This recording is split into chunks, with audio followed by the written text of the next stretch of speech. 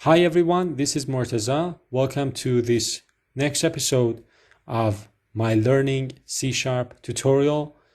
In this episode, we are going to talk a little bit about variables. We kind of introduced the concept of variables, and we talked about the importance of variables as they allow us to store values and then use them. As I told you in the last episode, variables can have different data types.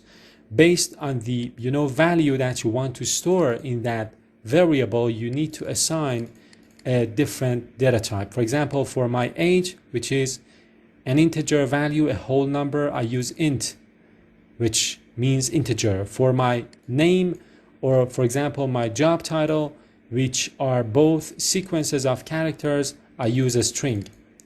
Another type of variable is bool. Bool indicates 0, 1, true, false. So something that can be on and off, something that can have two values, true or false. In your programs, most of the time, you need to check if something holds true or not, if the user is logged in or not, if his age is greater than 90 or 50 or not. In such cases, you need to use bool as the data type of your variables, because it allows you to store two values, true or false. In order to create a variable of type bool, I can write bool, for example, is employed, and then I can put false here. And then of course I can write out the value which I have assigned to my variable. In the output, I get false. Now, one question that I want to ask you here, if I do not assign a value to this variable and I write down the value of that output of that variable, if I try to run this code, it says that it cannot run the code because use of unassigned local variable is employed. So you need to assign a variable a value. If I write true and then I run my application, in the output I will get true. Another thing that I want to talk about is the way that we can concatenate strings using the plus operator. We talked about that, and the plus operator is used with other data types as well. Suppose I have another, for example, integer variable, years of work experience, and then I'm gonna put 10 here or 12 here. I can kind of add these two variables together. For example, I can say int total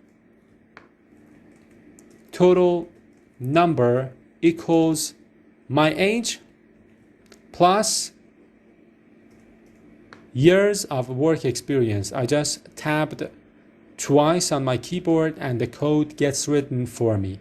So as you can see on the right side of this assignment of this equal sign, I can plus two integer values, add them together, and then store the result in another variable. And then of course in the output I can, let's get rid of these, I can write down the value of total number,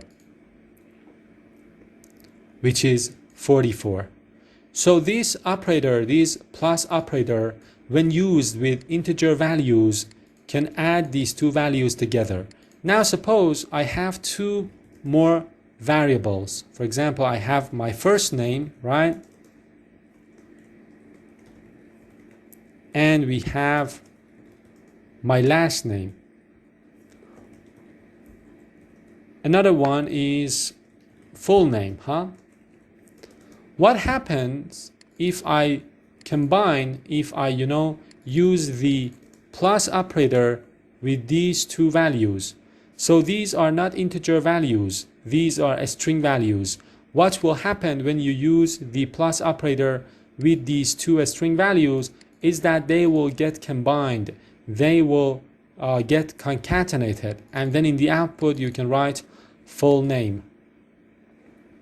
Here you can see my first name and my last name combined together, and if I want, I can put a little space in between, and I can run my code one more time, and here in the output you can see my first name and my last name.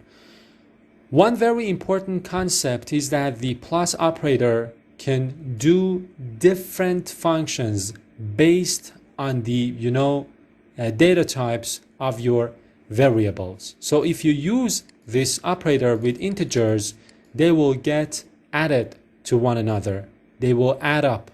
And if you use this operator with strings, they will get concatenated. And what will happen if I try to use this operator with a string and a number? So my age is of type integer, and if I run my code, it says Morteza 32. So it automatically converted this 32 to a string and then concatenated my age with my first name and then showed me the output. This is something that we will talk about as we go along. I just wanted to tell you a little bit more about the variables in this video. I hope you have enjoyed watching it. Please share it with your friends, and don't forget to subscribe to my channel and press that notification icon so that you get notified when I post new videos. Thank you so much for watching, and till later.